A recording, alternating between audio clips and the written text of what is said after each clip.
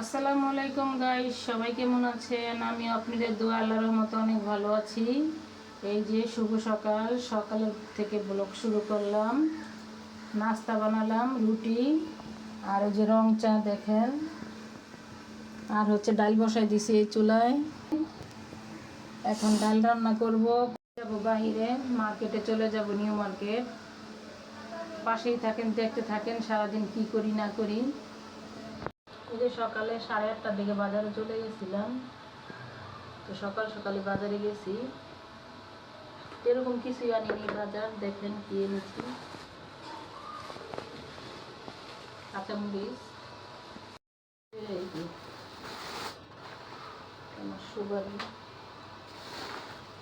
আলু এনেছি 2 কেজি। এটাই বাজার।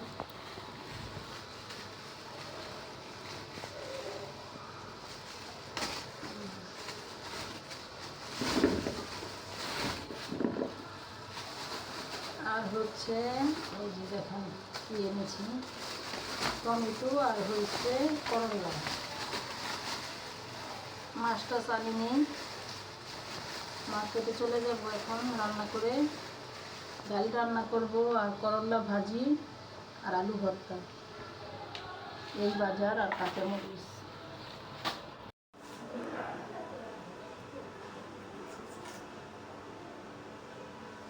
ডালে দেওয়ার জন্য টমেটো, কাঁচামরিচ, পেঁয়াজ কেটে নিচ্ছি। ডাল বসাই দিয়েছি চুলায়, এখন এগুলো কেটে দিয়ে দিব ডাইলে। তারপর করলাগুলো কুচি করে নেব।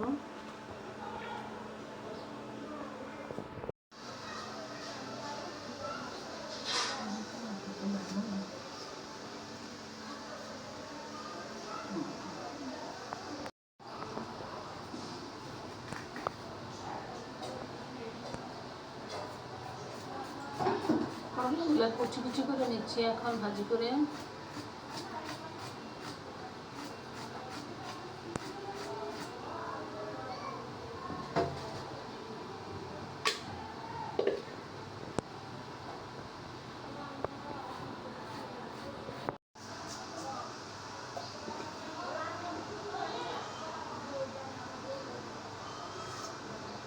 আলুগুলো কেটে নিচ্ছি, করলা কাটা শেষ। এখন তেল দিয়ে দিব, ডালটা বাগার দিয়ে তারপর করলা ভাজি, রসুন কুচি আর পেঁয়াজ কুচি ডাল বাগারে।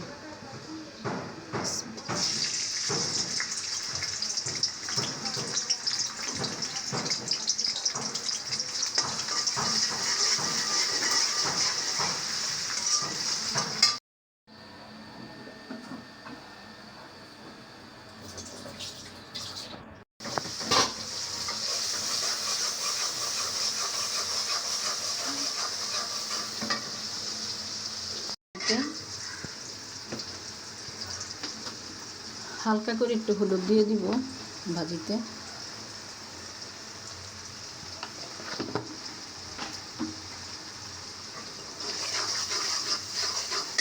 তারপর দিয়ে দিব আলু। আলুটা আগে ভালো করে একটু সিদ্ধ করে পরে করলাটা দিয়ে দিব। ভাজিতে কাঁচামরিচ কুচি দিয়ে দিলাম। ডালে ধনিয়া পাতা দিয়ে দিব এখন, দিয়ে ডালটা নামাই ফেলবো।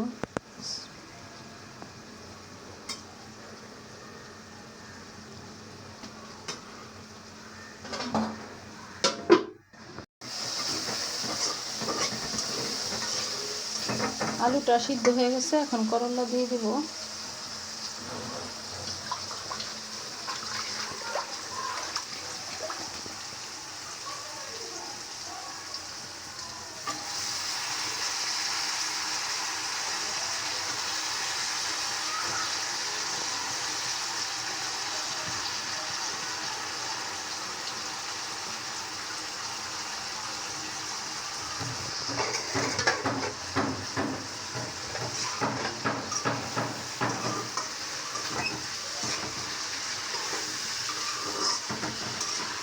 করলা ভাজিটা আমার হাতে তিতা হয়ে যায়, এর জন্য করলাটা পরে দিলাম, বেশি লাড়া দিব না।